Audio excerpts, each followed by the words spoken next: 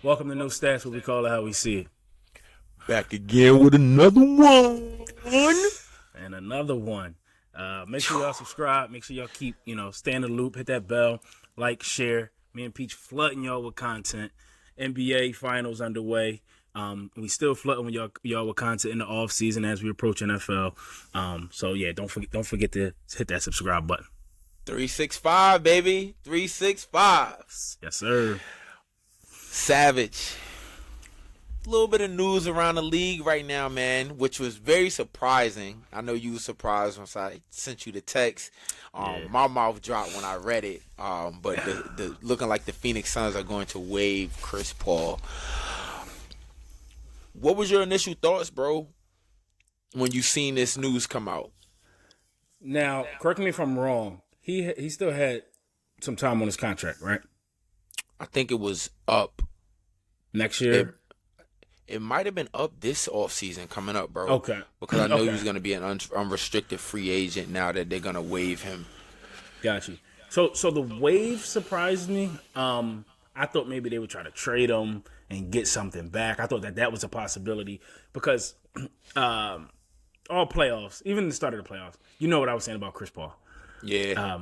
I feel like he's at that point, and it's not a knock on Chris Paul, but he's at that point where I just don't. He can be a starting point guard on the championship team, but his availability is an issue. His health, and him on the defensive end, right? In today's point guard dominant, league, Jamal Murray's, the De'Aaron Fox, the John Morant's, the list goes on and on and on. From Russell Westbrook, who still has a bunch of gas in the tank. And I just don't think Chris Paul is the same Chris Paul that we've come accustomed to loving and seeing play in high caliber basketball. So I think this was a move that I would have made if I was the Phoenix Suns general manager. I'm interested to see if Kevin Durant and Devin Booker had a kind of a say in this, and if they have a succession plan, because I've been hearing a lot of rumbles, and I know we'll get into this, about them wanting to get James Harden back in there. I heard that today. Colin Coward was talking about that. So I'm not sure if there's a succession plan for that, because you need a point guard. You need somebody that can bring that ball up. You need a guy that can get, that can start the offense, because you got KD and Devin Booker who are scorers. Right now, you have nobody to facilitate and get you into an offense. So I'm interested to see where they go and what direction they head, because there's not a lot of options in free agency, I believe, this year at the point guard position. So I like the move, but now it's, like I said, what's your succession plan? Where are you going now? But what was your thoughts when you saw it? I was shocked, man. I thought they would have went about it a different way, but I think this move makes the most sense. I think now that you waive Chris Paul, the Suns will open up, more cap space to maybe sign maybe a Fred VanVleet or maybe Harden.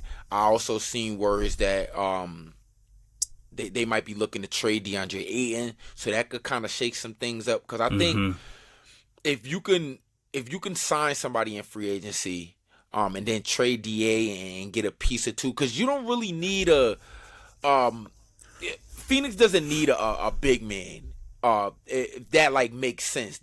We seen what DeAndre Ayton can do. You just need somebody that can play defense and just rebound. That's all you need. You need somebody like a Nick Claxton. A guy that doesn't really need the ball but plays phenomenal on the defensive end. Right. Gonna get rebounds. You know what I'm saying? Finish but I still think you'll need a four. If your center is a Nick Claxton, I still think you'll need a power forward that can contribute, bro. Because then you're falling into the depth issue, and you'll find yourself. Take Denver, for instance. Look at Aaron Gordon. If you could find a player like that who can step up into a role like this, but I think you'll need a guy that can take those defensive matchups, because you don't want to ask an older KD to guard the best player throughout the playoffs, the entirety of the playoffs. So I think you do need a strong defensive player in there at the forward position. If you are going to go with below having average, Aaron Gordon down there. Yeah, you need a four that can defend at a high level and that can give you a double-double, a 12 and 11, at the bare minimum. Let me say this, bro. I think you slide Kevin Durant to the 4th spot. I think you maybe go with a shooter. Like, if you can get like a 3-and-D guy at that 3 spot, have Devin Booker there at that 2, and then have like a good facilitator. I think more of a younger guy, not up there at Chris Paul's age. Mm-hmm. I think you can make do with that. And even if you start like maybe like a I know Kevin Love's on the Heat, but if you had like a Kevin Love vet that you can start that can play like 15, but I don't start think the that game works, bro. Because I think Phoenix? in the playoffs, I think you're going to need. You don't want KD. How old is Kevin Durant? Kevin Durant's like 34. I don't think you want a 34-year-old Kevin Durant, who is your best offensive player. I know Devin Booker's up there, but I don't think you want him guarding the best player throughout the playoffs every night. Because at that point, Kevin Durant's your best defender. If you go Kevin Love, Nick Claxton, KD, Devin Booker, and a young point guard, I think defensively, you're in a bad situation. Now you're just trying to outscore teams. And I just don't see that being it. Now, if you are going to slide KD to the 4, like you said, and you can get a 3-and-D guy, a true 3-and-D guy, that makes more. I did like that idea. We gotta see, man. We gotta see what's on the table. As I'm far gonna as look like at some of these free agents, plugging in and plugging the pieces in for them.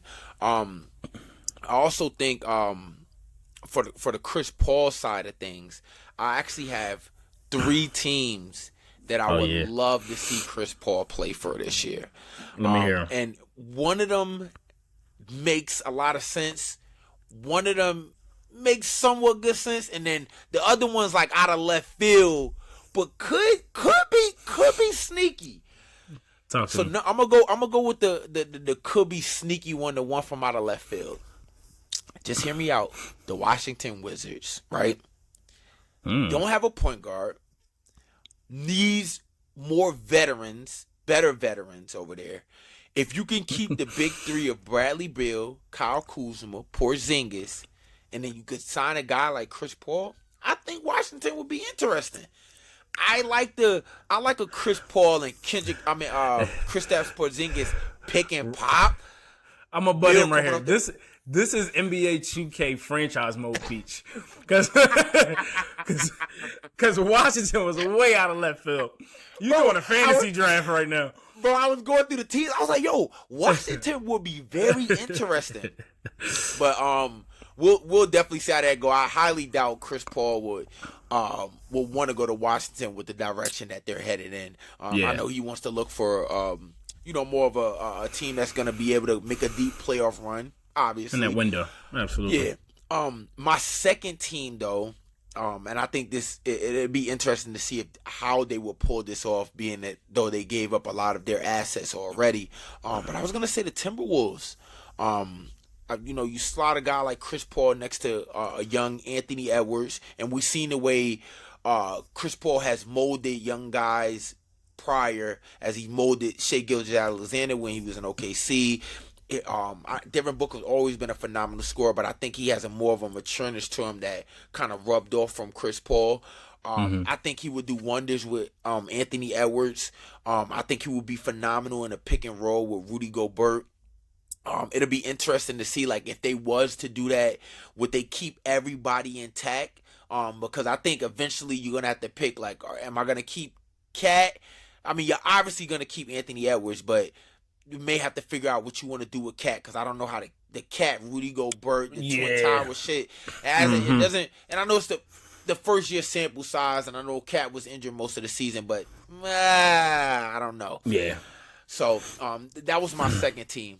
My third team, I gotta say Boston. I seen Boston was one of the teams out there that's in the Chris Paul sweepstakes. I think this one makes a lot of sense.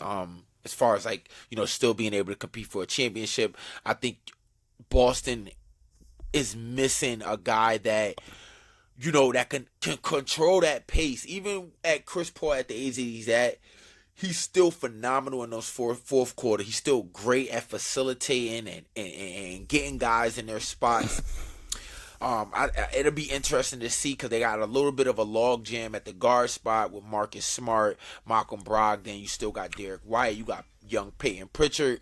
So I think that ideal spot makes the most sense. I think he can talked about the matureness. I think he can bring Tatum and Brown, suit that better together, better than a Marcus Smart could. And no disrespect to Marcus Smart. I think he's phenomenal in his role, but I would like to see Chris Paul on the Celtics. That I'm constantly talking about him in the pick and roll. Can you imagine him in the pick and roll with Robert Williams as the lob threat? You got Jason Tatum coming off a DHO. You got Jaylen Brown on the opposite wing. So it'd be real interesting what they can do if they was to get a guy like Chris Paul. Agreed, bro. I agree 100% that that's the best destination. I think a lot of times in these playoffs, and even throughout the last couple of years, you see this Boston team struggle to get in the offense. Sometimes I watch the Celtics and it's Jason Tatum's turn, then it's Jaylen Brown's turn, then it's Jason Tatum's turn, then Michael Brogdon might get a turn.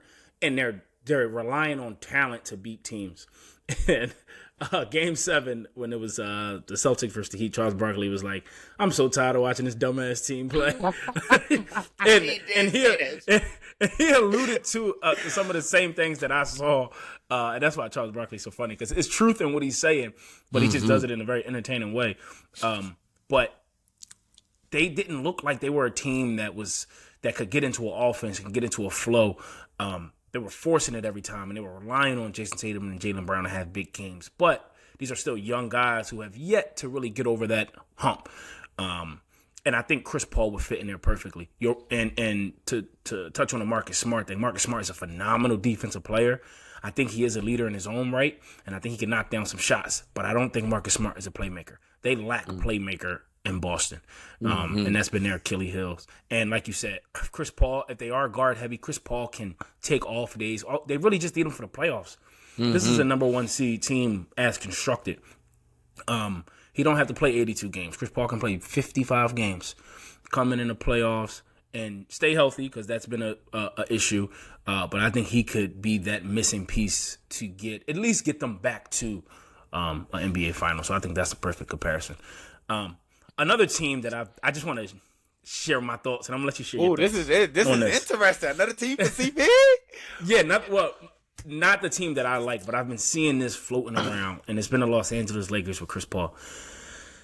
Bro, that would be the dumbest addition. By far. Bro, you're gonna have 3 players that can't stay on the court, that are not guaranteed to stay on the court. You'll have a LeBron James entering year 21. You'll have an AD who is brittle as a plastic Chinese takeout fork. You'll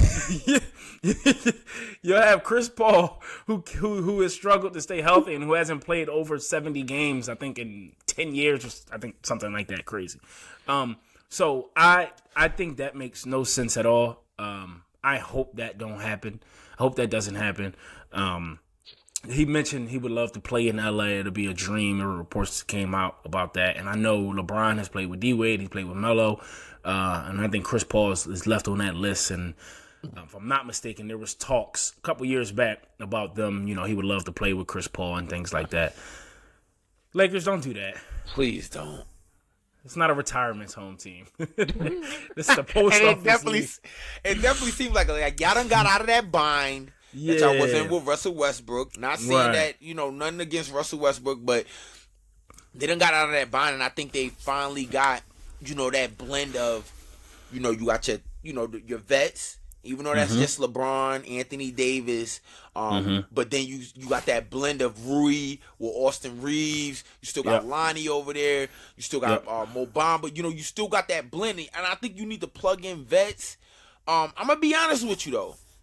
If they can get Chris Paul without depleting their roster, or if they could bring him in right and they keep the starter, say they keep D'Angelo Russell, or they go out and sign Fred VanVleet, and I keep saying Fred because I feel like he's one of the best bets you can take in free agency right now that I've seen. I agree, but I feel like Fred VanVleet is a shooting guard in a point guard's body. Absolutely. I don't think his playmaking ability is up there with, now LeBron can play make, and you don't need that. But we've seen this year that he's been off the ball more than ever in his career. So that's why I say with the Would Fred you take VanVleet. Fred over D'Lo? Yeah. Because I think I would take Fred over D'Lo. I like Fred's, because Fred's been there, and he's one of them guys. He's not a number True. 2 pick. He's not a lottery True. pick. You know, he has that veteran leadership. He's won a championship. I think Lakers, I might have to think about that. But if you can get, like, if you have Fred, you still got Austin, you have Bron, Rui, Anthony Davis, and then and I know it's hard for players to put their pride to the side to come off the bench, but if you could bring a guy like Chris Paul off the bench in that situation like that, that would be the only way I would sign Chris Paul if I'm the Lakers. If he's going to come in, I could keep my guys intact, sign a better point guard, or keep D'Lo, whatever. Rock with that squad, and then you got a veteran like Chris Paul that you can deploy if D'Lo's struggling. You could deploy him out there. He can start games. He don't got to play the minutes, because you hit the nail on the head, bro. The game is so much faster. These guys are so much younger. The point guard spot is so fucking deep. Chris Paul can't keep up with that shit nowadays, man. 82 games, bro. And if he is, and that's why Boston is the perfect spot, because if he is, he has young gunners. He has Jason Tatum. He has Jaylen Brown. He has Robert Williams. He has Marcus Smart. You know, so I think that is the perfect landing spot for Chris Paul. Now, last thing I'll say, and I know we're going to talk about this a few times throughout the entirety of the offseason, but CJ McCollum came out and said that he would put his money on this being Damian Lillard's last year in Portland. I think Dame is going. Dame's too. on IG Live and talking to Tatum. Talking to Brown. Yes. So I think Dame's going, so don't be surprised if a lot of teams kind of wait. Teams in that championship bubble wait to see what goes down with Damian Lillard before they go and, snag a guy like Chris Paul. Because Dame is going to take teams from, even a team that's at a 9 out of 10, he's going to push you above that bar. I think Dame's ready to win a championship, bro. He is, though. Every team should be. And I think he's finally accepted the fact that, look, man, we're not going to ridicule you. What you done for Portland is, we can't thank you enough for that shit. But we, the people, the hoop fans, we want to see you in better pastures. Oh, man. And we want to see you be able to compete at the highest level. And there's some teams, bro, that are a Damian Lillard piece away from getting over the top and winning the championship, bro. Bro, I would be happy to see Dame win a chip. It might be the happiest that I am to see someone win a championship since LeBron won his first ring. First one. That's how happy I would be to see Dame win. But now the question is where, Peach? So Draft night. I know we're gonna get into that. We're gonna definitely do a take for that. We're gonna keep it Chris Peasy on this show. Yeah, for sure. But yeah, I think Boston is the safest bet for Chris Paul, and I think LA need to stay far away. I think they need somebody dynamic. They need a dynamic point guard to give Bron and AD some rest. And somebody's gonna show up outside, unlike D'Angelo Russell. You never know. Austin might get that bag. He might be 26 a game, boy. He might, but if you compare him with a guard that can facilitate, or who can give you 15 and 10. You know what I mean? On a consistent basis, then I think that takes the Lakers. Bron still got it left in the tank. I think Bron ran out of gas at the end of the season, but let's not forget the month of what was that, December, when he was averaging like 36. Chasing that title. I think with him, bro, I think you'll get a new motivated LeBron for, all the stuff that's surrounding with the signing of Russell Westbrook, the not making the playoffs, then starting 2-10, the injuries, chasing the scoring title. Like, bro, the last 2 years has been very emotional for the Lakers and stuff. So I think this year, you got the emergence of Austin Reeves, and I think Anthony Davis finally invests into his body. I think he was hearing the noise this year. So. The way Jokic has been the way Jokic dominated him in that series. I think that created a little chip on the shoulder. I also think Bron. I think Bron was playing a little heavy this year. I think Bron slims down a little bit.